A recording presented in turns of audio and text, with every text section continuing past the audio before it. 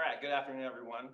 I'm Cliff Davis, professor of English, and the topic of my talk today is why we should study the classics. And I'm going to begin with a famous joke by Mark Twain, which was, the classic is something that everyone wants to have read, but nobody wants to read. Unfortunately, there's some truth to that. Damn it. And I also, what's really funny about that remark is that when Twain said that, he probably didn't realize that his own works would eventually be considered classics. So in response to the question, it might be useful to distinguish first between classic works, Huckleberry Finn, sorry, Mark Twain, Jane Austen's Pride and Prejudice, William Shakespeare, all those great works, and classical works, those specifically from the ancient Greek and Roman world, the texts of Homer, Sophocles, Virgil, Ovid, and so on. The reason I'm emphasizing that distinction is because today I'm focusing primarily on the second category of those, the ancient Greek and Roman works. Although Third course of financial aid, I can help you. That I'm about to make could be applicable to any classic work in general. It also might be useful to have a definition of classic. For me, a classic is a work that has universal application to the human condition, that isn't limited by historical context, authorial intention, or any fallacy of the ideal reader, quote unquote, for whom somehow that work only was intended. Very fallacious idea. So why should we read the classics? First of all, they aid in cultural literacy. Classical mythology forms the bedrock of art and literature in popular culture. It's constantly reworked in theater and film. Think of, for example, Percy Jackson and the Olympians, Ben-Hur, Black Orpheus, Spartacus, Gladiator, Oh Brother, Where Art Thou? And then, of course, multiple references in The Simpsons, multiple references in Star Trek, multiple references apparently in video games, although I don't know what those are. Thinking of asking you. There are a whole bunch of them, right? And then multiple references in popular music in bands as diverse as Deftones, Iron Maiden, Metallica, Bob Dylan, The Police, and on and on and on. And of course, the works of Homer and Sophocles and Virgil have profoundly influenced the greatest writers, dramatists, and poets, including Geoffrey Chaucer, William Shakespeare, John Milton, Edmund Spenser, Christopher Marlowe, and on and on and on. Melville, Hawthorne. Okay, and then obviously there's also medieval and Renaissance art and painting, in which classical is absolutely pervasive and prodigious. Okay, so that's reason number one, they aid in cultural literacy. They also teach the foundations of philosophy, history, and politics. Classical thought has greatly influenced Western culture in general, including establishing the disciplines of history in works like Herodotus' Persian Wars, Thucydides' Peloponnesian Wars, philosophy in the works of Plato and Aristotle, and then they've also established the foundations of our political systems like democracy. They also encourage cultural insight. When we're reading those ancient works, sometimes the ancient Greeks and Romans seem very different from us. Sometimes they seem pretty similar. And that can lead us to consider ourselves in the context of a world culture, a really valuable trait in a modern multicultural society, enhancing our appreciation of cultural differences. And they give opportunities for wide-ranging thinking. Classical subjects cross subject boundary lines, making us more aware of all the things put together. They're very intersectional. They also encourage clarity of thought, attention to detail, and the ability to argue a case. Classics hone critical and analytical thinking skills. They teach us how to use different kinds of evidence very effectively, and they introduce us to the finest oratory and skills in communication and argumentation.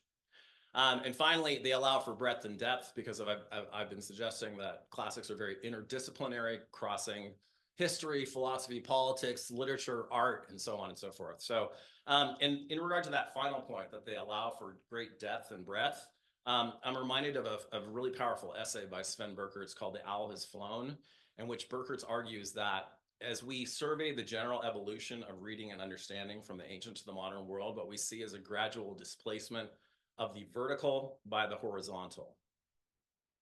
I think you guys know what I'm talking about. The sacrifice of depth to lateral range, or in Robert Darnton's terms, a shift from intensive to extensive reading. What does that mean? So when books are rare, hard to obtain, and expensive, readers are forced to use a really intensified focus to memorize, to, sort of really enforce those words on the slate of the imagination, really thinking about what they're reading. And subjecting them to a kind of interpretative pressure, not unlike what students of scripture practice upon their own texts. This is, prison reading, desert island reading, which is really only possible when you have a very small selection of text from which to choose and which to focus on. However, as you all know, in modern culture now, we've got a deluge of information in the form of the internet, social media, and printed text, so that access is no longer a problem, but proliferation is. So what we have is, skimming across services, hastening from site to site. Access is no longer a problem, but proliferation is, so that quantity is now elevated over quality, right? And the result is that we know much more countless bits of information than our ancestors did, but we know everything a lot less well than they did. And because they're not simple and they require that kind of sustained intellectual attention, classical works really allows us to read and understand vertically and intensively rather than horizontally and extensively. Okay. So that's speaking generally about the classics and what they can do for us, but it would be silly to just talk about them in general without having a specific example. So the one I'm going to choose today is the Odyssey, a work I've read about 50 times. If you haven't read it before, you really should. And the reason I'm going to focus on that work is because it really marks a transition from the purely physical, prehistoric kind of hero, one who's completely physically awesome, but that's pretty much the limit of what he is. I'm talking about Gilgamesh, Achilles, Diomedes, Ajax, even Beowulf, who's far later. The transition from that kind of purely physical hero to an intellectual and mentally versatile hero, Odysseus. Odysseus, in comparison to Achilles, for example, seems a much more modern type of hero, which is one of the reasons that classical scholars have sometimes wondered whether Homer could have written both the Iliad and the Odyssey. The other reason is that the striking difference in setting. In the Iliad, you have a martial or warlike setting. In the Odyssey, you have a domestic setting. But it makes sense because in order to be successful in war, one needs to be physically awesome. To be successful in a domestic situation, one needs good social skills. So Odysseus, compared to Achilles, is far more an intellectual than a physical hero. And that may explain the striking difference in their brands of heroism. So he may be extraordinarily strong, athletic, and physically appealing, but all those traits are secondary to his astonishing mental acuity or sharpness. That's why those epithets, those tag phrases that identify characters in epic poetry, when they're applied to Odysseus, always emphasize his mental ability. So he's referred to as versatile Odysseus, industrious Odysseus, crafty Odysseus, clever Odysseus of the many designs. Compare Achilles, who's referred to as terrible, godlike, swift-footed, of course, a lot, but never, ever clever, right? Students of mine who've read the Iliad know that he's referred to as brilliant Achilles, but that has nothing to do with his brains. It has to do with the fact that when he's all suited up in his armor, he's all shiny and glittery like a Christmas tree ornament. Nothing to do with his mind. One of the other things about the Odyssey that's really striking to me always when I reread it, and I'm sure it is to those of you who've read it, is that it frequently seems incredibly modern. It's very highly elaborate, it's beautifully written, and it's really easy to forget that work is at least 3,000 years old. To choose just one example, let me read a quote from Homer describing the long-awaited reunion of Odysseus and his wife, Penelope. With that thought, Penelope started down from her lofty room, her heart in turmoil, torn. Should she keep her distance, probe her husband, or rush up to the man at once and kiss his head and cling to both his hands? As soon as she stepped across the stone threshold, slipping in, she took a seat at the closest wall, and radiant in the firelight, faced Odysseus now. There he sat, leaning against the great central column, eyes fixed on the ground, waiting, poised for whatever words his hardy wife might say when she caught sight of him. A long while she sat in silence. Numbing wonder filled her heart as her eyes explored his face. One moment he seemed Odysseus to the life. The next, no, he was not the man she knew. A huddled mass of rags was all she saw. Pretty powerful stuff, 3,000 years old, right? And I have that experience constantly when I'm rereading the Iliad and the Odyssey, which I teach almost every semester. Well, I do teach it every semester, both of them. And so what I'm suggesting is that reading these kinds of works makes us much better, much more focused readers, because you have to really pay attention when you read them. And as Burgertz was arguing, as I'm echoing, awash in a mostly useless torrent of information these days, that's a really valuable thing to be able to do, to focus just for a minute on something. And I have students every semester come up to me and say things like, man, I thought these old bits would be so boring. They're not boring, they're cool. Yeah, they are cool in a lot of different ways. We can learn a lot about ourselves from reading them. I think it's important to also state, though, as a caveat, that we don't learn anything about proper conduct from reading those works, right? Because, right, if you read the Odyssey carefully and you emulate Odysseus, you're going to be a guy who cheats on his wife and kills people indiscriminately. And the Iliad's even worse in that respect. So you always want to remember that these are heroes, but in the ancient Greek sense, not in the modern sense of like Superman, truth, justice in the American way. Really important. Okay. All right. I also want to talk a little bit about the origins of the Odyssey and where it comes from. This is stuff that's really interesting to me, particularly. So this is Greek epic poetry, originally oral, composed in a pre-literate society. Very important to understand that. Oral poetry is a term applied to narrative poetry composed in societies that don't have writing at all. And whether they're the Iliad and the Odyssey or Beowulf, they always involve looking back, glorification of larger than life, highly magnified ancestors who likely never existed. That's also really important to understand because there's very little historicity in the Iliad or the Odyssey and very, very little in Beowulf too, although there is a little bit. However, the ancient Greeks believed that the Iliad and the Odyssey were absolutely true. They were essentially the equivalent of their Bible. They believed that they were true so much that they would sometimes identify themselves as descendants of some of the heroes in the books. And they would say, who was your great-great-grandfather? Achilles. No, he wasn't. Yes, he was. No, he wasn't. Yes, he was. Look it up. There's nowhere to look it up. I know. That's why I'm saying it. But the Greeks who celebrate him, they came up with various traditions about Homer and who he was, going all the way back to the supposed putative Trojan War that was supposed to have taken place in the 12th century BC. There were Trojan Wars for sure. There were Troys for sure, but nothing that is described. The archaeologists have found no evidence for anything like what's described in the Iliad and the Odyssey. So it's almost entirely, if not entirely, fictional.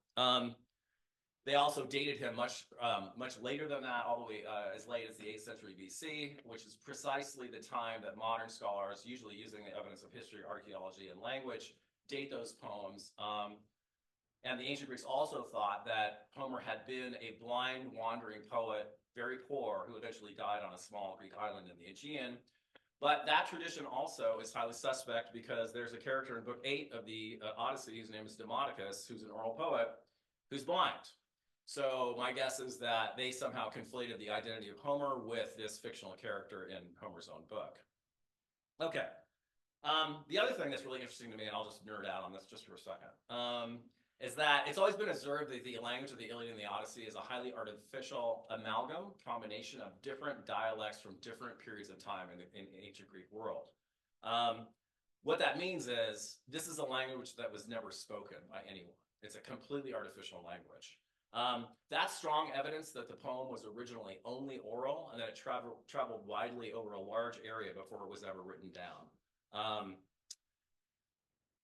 Extensive study of comparable epic material, like in Yugoslavia in the 20th century by a number of classical scholars, including Milton Perry and Adam Perry and Eric Havelock, have essentially proved that these works are the culmination of a centuries-long tradition of oral poetry that traveled and traveled and traveled. And that accounts for one of the highly distinctive characteristics of the language, which is that it's formulaic, highly repetitive. Homer constantly repeats phrases, sentences, even whole passages. And if you have a good translator, those are all repeated verbatim because that's how it's supposed to look. And looking at that and thinking about it teaches us what the process of oral narration was like for the poet who was doing it. I remember these poems were told as entertainment after dinner in front of the fire with everyone sharing a glass of wine or whatever. What the poet would do is he didn't have to memorize the entire poem. What he memorized were these little blocks, right? Like a passage describing like a hero arming for battle or a ship fitting out for sailing or a ritualistic sacrifice to the gods. He had those, and then what he would do is innovate or create new material in between. So what would happen is every time he told the story, it would be slightly different. He didn't memorize the new innovative material, he just kept those blocks. So over time, what would happen, and there wasn't just one oral poet, there were many of them, they would all have these memorized blocks, and they would innovate, and so it would change, and it would become, as a result of traveling and over time, and based on the fact that the more extraordinary a story is, the more likely it is to be remembered, it would get longer and more magnified and longer and more magnified. The Greek word for epic poet, rhapsodos, rhapsode in English, means literally stitcher. So that's a nice metaphor for what the poet is doing. He's got these memorized blocks, and then he's stitching original material in between those memorized blocks, like that. So the story evolved with every retelling, becoming significantly longer over time. By the way, the word text is a metaphor precisely the same kind as rhapsode is, because the text is a fabric, right, that is woven together. So you get the same kind of metaphor. So how was it eventually written down? So it's been thought that the apparent reintroduction of writing into Greece in the 8th century, because they appropriated the Phoenician alphabet, allowed an exceptional poet, Homer, the opportunity to dictate to a scribe a work way, way longer than anything that would ever be delivered in front of a campfire after dinner. Classical scholars who don't play video games or do anything fun or play with their cell phones have actually sat down and recited the entire thing, the Iliad and the Odyssey, to each other. I would never waste my time like that. 24 hours. It takes 24 hours to read the entire thing. Each book is about 450 pages long. So what you have to assume is that the actual stories that were being told in the 9th or the 10th centuries BC were, 1/24 that length. So maybe one book, right, that would take about an hour to tell. Okay. All right. So as I said, I originally, I believe I said, maybe I told Jen, I guess. I originally wrote this lecture for the Eastern Sierra Book Festival because I was invited by Jennifer Crittenden, who's been a student here. She's a phenomenal student. She's also a published author, just one of the greatest students I've ever had. But she invited me to come speak to aspiring authors. And so my angle that I was using in that talk was, what kinds of things can we learn from reading the Iliad and the Odyssey that we could, apply to someone who's trying to write a story? So I came up with some narrative techniques, and this is when this is going to become a little bit of a catalog, but I'll be done soon, so don't worry about it. So some of the narrative techniques and literary techniques that we can learn from reading epic poetry include in medias res, flashback, frame narrative, inciting incident, suspense, characters, and climax. First of all, in medias res. In medias res means in the middle of things. It's a Latin term invented by Horace to describe the way that epic poets begin. They begin in the middle of things. In other words, they don't begin with backstory or any explanatory information. They just plunge right in the middle of the action. And that's done in the Iliad because the Iliad begins in the 10th year of the war. That's done in the Odyssey. Odysseus has been fighting the Trojan War for 10 years, and he's been wandering, trying to get home for 10 years. So we're at the very end of that 20-year period. And I want to give you some examples of in medias res in modern TV, film, and literature, including How I Met Your Mother, Kill Bill, Eternal Sunshine of the Spotless Mind, and then, slightly more lofty examples like Walt Whitman's Song of Myself and The Inferno. Flashback is used repeatedly in the Odyssey, especially when Odysseus is recounting his extraordinary adventures with the Cyclops, the Siren, Scylla, and Charybdis. And all of those events preceded the very beginning of the story. So that's a flashback to even before the story even begins. So examples in film are The Godfather Part 2, Ratatouille, Fight Club, which is both a book and a movie. And examples in literature include Wuthering Heights, The Hunger Games, Twilight, and The Outsiders. And then there's frame narrative. So a frame narrative is a story within a story. And this is used when Odysseus occupies the role of epic poet himself in the middle of the work in Book 9, when he's telling precisely those stories of his adventures with the Cyclops and so on. Just to take a pause for a second, one of the things I always tell my students about epic poetry and tragedy is that they always tell a story, but one of those stories is the story of the genre itself. So epic poetry is about epic poetry as well as everything else. And the way that Homer does that is by constantly putting emphasis on the epic poet telling stories in the middle of the story that he's telling.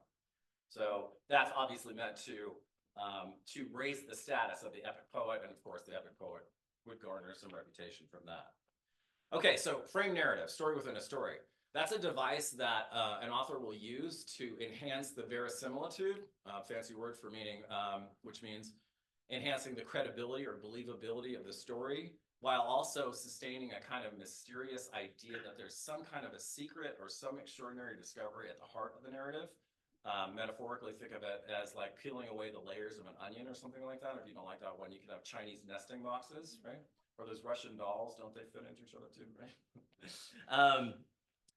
And that's what happens in the Odyssey, because almost precisely halfway through the epic poem, Odysseus travels to the underworld, where he meets the spirits of his dead mother, his dead comrades like Achilles and Agamemnon, and so on. So, extremely diverse selection of authors who've used framed narratives, including Shakespeare and Taming of the Shrew, Chaucer and Canterbury Tales, Emily Bronte and Wuthering Heights, Mary Shelley, Frankenstein, Joseph Conrad, Heart of Darkness. And though they sometimes enhance believability, they can also cast doubt on the reliability of the narrator. And that's a fact that you have to consider very seriously when you're talking about Odysseus, because Odysseus is a notorious liar, right? The Greeks didn't mind people who lied. They thought that that was evidence that they were super intelligent. So it was only through sort of the Catholic lens of the Renaissance, the Middle Ages and the Renaissance, when Odysseus began to be transformed in this negative character. Dante was the one who actually did it to him the most. And also, he's got a specific reason for telling this story. That is, he's not telling the Phaeacians this so that they'll be entertained. He's telling them this incredible story so they'll say, "Oh, that's so sad. Let us help you."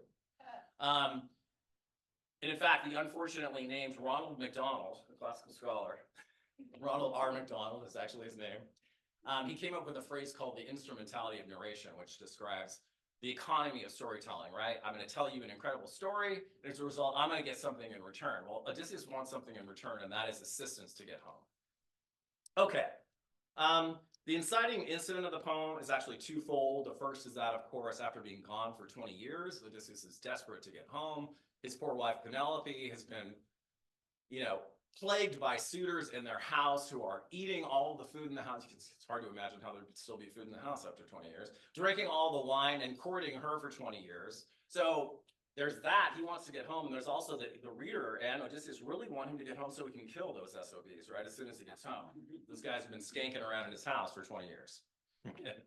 All right, and the poem builds suspense all the way from books 13 to 22.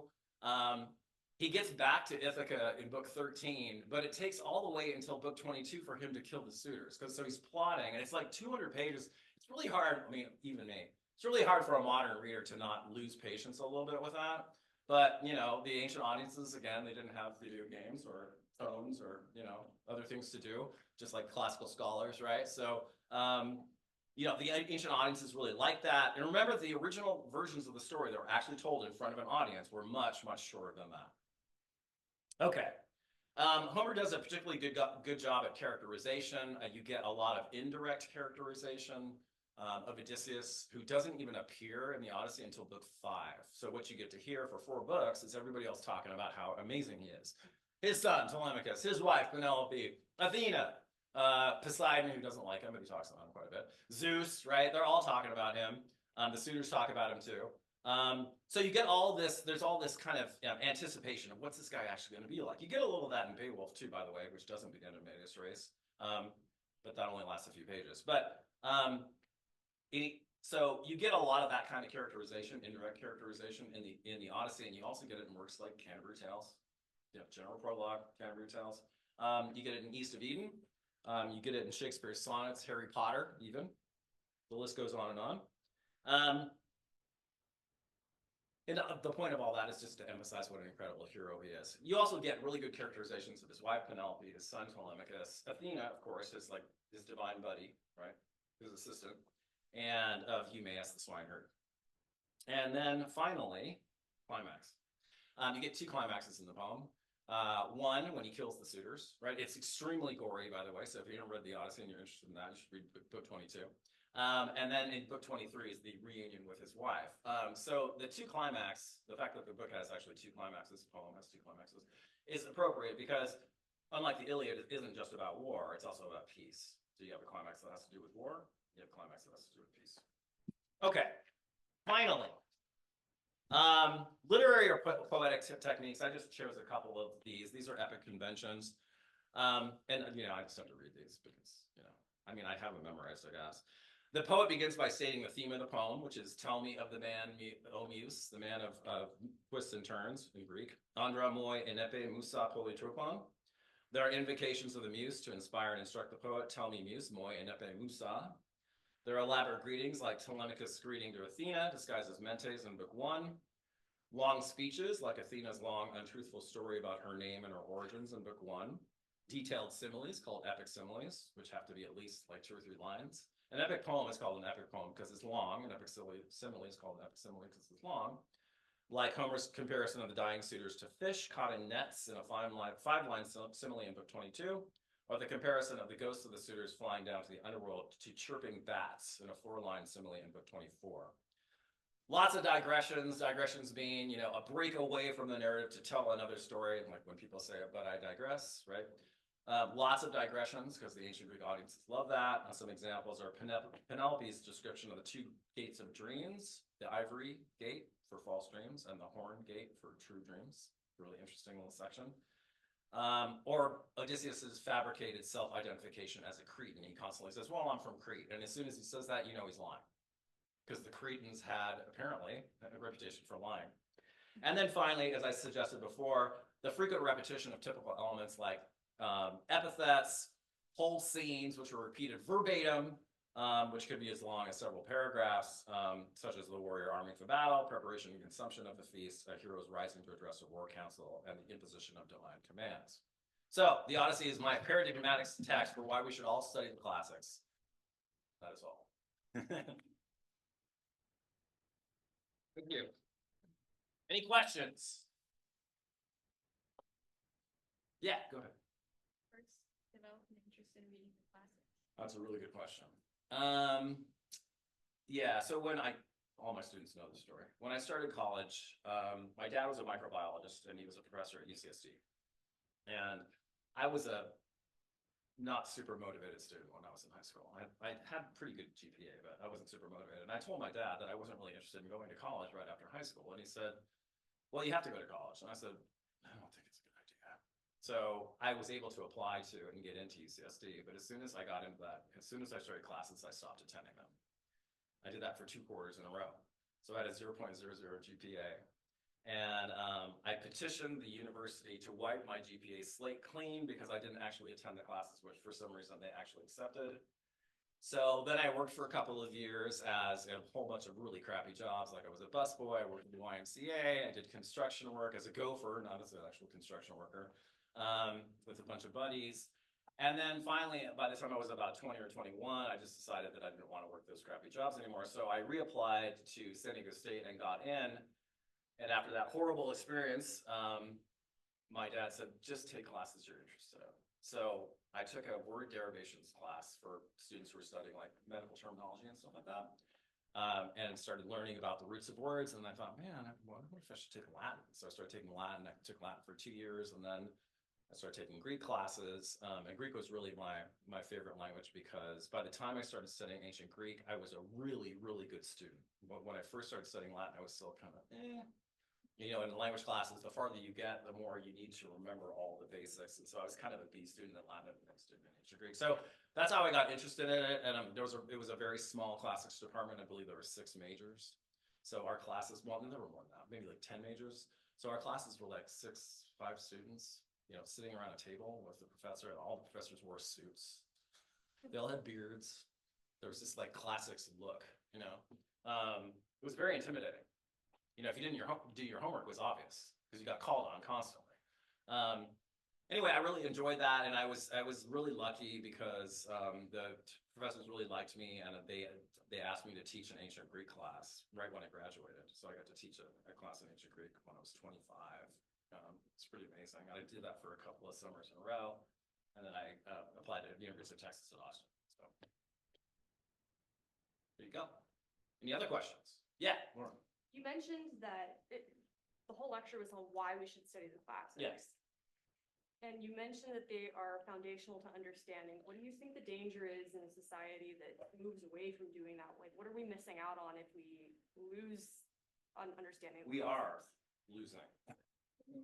Sure, but what are the ramifications if we don't regain that? Well, I mean, I think you're talking about some of the greatest writers, some of the most incredible thinkers of all time. So we will be diminishing our intellectual horizon by not knowing those authors.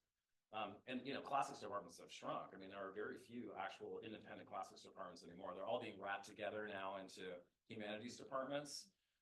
Even when I left San Diego State, there was some of that going on. So you'll have a chair of a department, but it's humanities and includes classics and languages, and it's really bad because you get fewer and fewer students. I mean, it's hard to convince someone other than talking about the importance of ideas and learning that it's a good idea to major in classics, because what jobs are there going to be out there? Especially classics now, right? Even English, right? I seems like this guy should be an English major. I'm like, what are you going to do with that? I mean, unless you really, really want to be a teacher and you're really, really an extraordinary, phenomenal student, because there's going to be so much competition for you out there. I mean, I was lucky because I had a master's in ancient Greek before. I double majored when I was an undergraduate in classics and English. But by the time I was in grad school at UCLA in comparative literature, I had all this classical background. So when I was taking Renaissance classes, like on Shakespeare, I had something that nobody else had. But the thing that some of those students had that I didn't have, as you know, Lauren, was knowledge of the Bible. So, they like pull out a biblical passage and be like, oh yeah, Odyssey, got it, right? Some of those graduate programs, I'm sure some of my colleagues know, are extremely competitive. And UCLA was University of Texas was even more competitive. Especially for me, because I was coming from San Diego State, I had like long hair then. I was like, my classmates were from schools like Yale and Cornell. And they'd be like, so what school did you go to? And I'm like, San Diego State. So I felt it was very intimidating at first. That's why, one of the reasons why I just stopped at the master's degree. And also I realized that I was going to need to study some other stuff I didn't know, like German, for instance, because you need to know French and German if you're going to do that kind of like advanced work. But so by the time I went to UCLA, I wasn't intimidated at all. So that was much easier for me. Anything else? We have a question from Zoom. Yeah. What kept you motivated when you were getting to burnout when you were in school? What got me out of being burned out? Correct. That's a really good question, because I was already losing motivation when I was a high school student. I needed to kind of reinvigorate myself. I mean, I think that sometimes students try to do too much too fast. And I think, unfortunately, the other thing that happens now, especially in education, I was lucky because my dad, who didn't want me to fail again, said, please take classes that you're interested in. It's very difficult to do that now because there's so much pressure on students to choose a major and get through as quickly as possible. And there's a lot of pressure from the state on schools to make their students choose. I mean, really, a college experience should be figuring out what you like, which means trial and error. You take a class, you like it, take another class, you don't like it, and then you through, the process of having good experiences, bad experiences, you eventually choose the major that you're interested in. I think you shouldn't try to do too much too fast. If you're working and going to school at the same time, that's extremely difficult. I was lucky not to have to do that. I was also lucky by the time I was in grad school to be getting like scholarships and TA-ships and things like that. That's really, really important.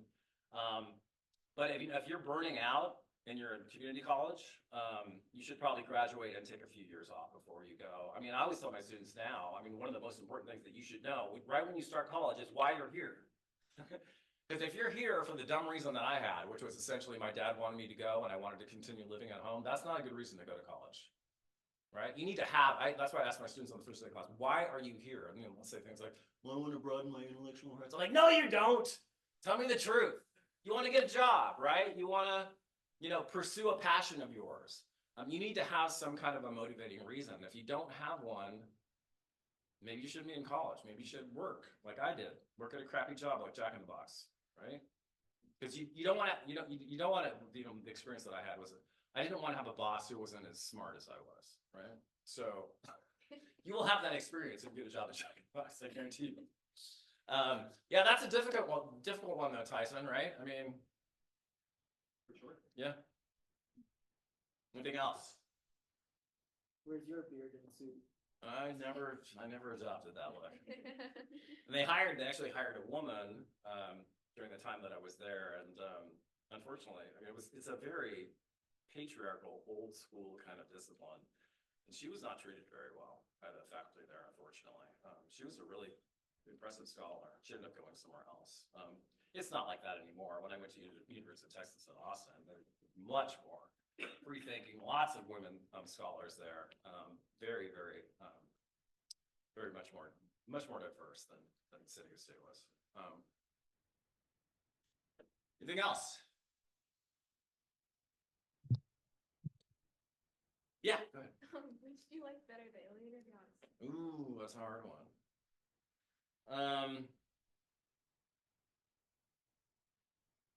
I like the Iliad the best. And the reason I like it the best is not, the Odyssey is a better story, but the Iliad, when you're reading the Iliad, you can really tell that it's really old, right? And I like that. I like to be able to tell that something is really old. The Odyssey seems more modern, which is what I've been talking about, which is one of the reasons why I think it's a good work for people who are not interested in classics to read. But the Iliad is brutal. It's incredibly gory and graphic, as you know. And it's not that in particular that interests me. It's just, you can see all the repetition and the similarity and the formulaicism in that work in a way that you don't see quite as much in the Odyssey, which is another reason why classical scholars didn't think they were written by the same poet. But yeah, and the Iliad was the work that I read first. And I actually read the Lattimore translation, which I think, Lattimore translation is really good for people who can read ancient Greek because it's a very literal translation. Bagels is more poetic. It's also really good. It's more poetic, and it's better for students who want to read the story, right? But that's why, that's why I don't assign all of the Iliad when I teach it, because so much of it is like similar. I don't feel like students have to read like 3 battle books in which people are being eviscerated and they're, being stabbed in the bowels like over and over and over again, being decapitated, right? But yeah, in terms of me and my personal like academic interests, the Iliad was more interesting to me. But I had to translate, not all of each, but a lot of each. And when I was in UCLA, I had to take an exam in which they just gave me blank passages and I had to translate them, which was really scary. But I made it. I did it. So We have another question from Zoom. Any advice for someone who aspires to write novels? to write novels, read a lot. Read a lot of great novels. I've noticed, and all of you who have an interest in reading, I've noticed that when I read a lot, my writing gets a lot better. And when I stop reading, like I get busy doing other stuff, my writing starts to diminish a bit in quality. You notice that too? Yeah. So the more you read, the better a writer you will be, regardless of what kind of writing you're doing, whether it's creative writing like novels or writing essays for papers. I've also noticed that if you read a whole bunch of one kind of author, your writing will begin to mimic that author as well. Have you noticed that? In the past, I've tended to read Charles Dickens novels in the summertime. Charles Dickens is not an author that I ever studied in school at all. And I always felt kind of deficient. So I thought, well, I'm going to read, Dickens novels. So I've now read about 25 of them. And the more of them that I read, the more of my own writing to like students and stuff is really hypotactic is what it's called. Like a whole bunch of like dependent clauses and like semicolons and like really long sentences. That's also true when you read literary theory, by the way. Beware, like deconstruction. If you start reading that stuff, your writing starts to get really weird like that too. But yeah, no, I think if you want to be a good writer, you have to read a whole bunch. And if you don't love to read, then you shouldn't be a writer at all. So, and writing novels is tough. That's a tough skill. As Julie knows, I'm about to do this showcase at the library for professors who have favorite books that they want to recommend to other faculty and to students. And I've been reading this author whose name is Anita Shreve for the last year or two. She's written a whole bunch of really interesting books. They're kind of a little bit soap opera-y, I would say, but she's an absolutely beautiful writer. She's written a book called The Pilot's Wife, and all of her books almost all of them have some incredibly shocking surprises in them that you don't really expect. So I highly recommend her as an author, and precisely because if it were just the stories are really interesting, but she's such a beautiful writer that you can stop and read a passage like I just did from the Odyssey and go, wow, that's especially natural imagery. Just like pastoral imagery. She does an amazing job of that kind of stuff. So That's about all. is that it? All Everybody, right, guys. Well, thank you very much. Appreciate it. thank you, Professor Cliff Davis. We really appreciate you being here today. before we close out, I do want to share a couple of announcements from student government here. You can't see it on the screen if you're in Zoom at the moment, but there is a QR code off to my right or left for all things student government, your SGCC related, including all of the things I'm about to mention that are also on the screen. On the very top, you will see a QR code for the Saracoso Discord. Yes, it's still alive. It was created back during COVID, and it's been pretty dead for quite a long time. Looking to revamp that. We have a student government member, Zach, who's in the audience today, who's done a lot of work in there. So if you get in there and you see some exciting stuff, it's because of Zach. Thank him now. And then off to my left, your right, there is a QR code for a survey. Let us know what you enjoyed about this. Let us know, do you like the food? Who do you want to hear from next? Those sorts of things. And then off to the bottom, I have to mention it, guys. If you're not registered to vote, the last day to do so is the 21st. Get registered, please, please, please. This also helps Saracoso. We are in the race to win the ballot bowl. That is a competition among all community college students across the state. Saracoso is doing really great right now. To get the most students registered? Correct. Okay. Most students registered to vote. So if you're not registered, please do so. We have a QR code here. There is also a link on the very bottom of the home screen, saracoso.edu. Very bottom, far right, you'll see it, register to vote. So haven't done it, do it. Thank y'all. Appreciate you guys coming to Coyote Chat. We'll see y'all next time. Thank you.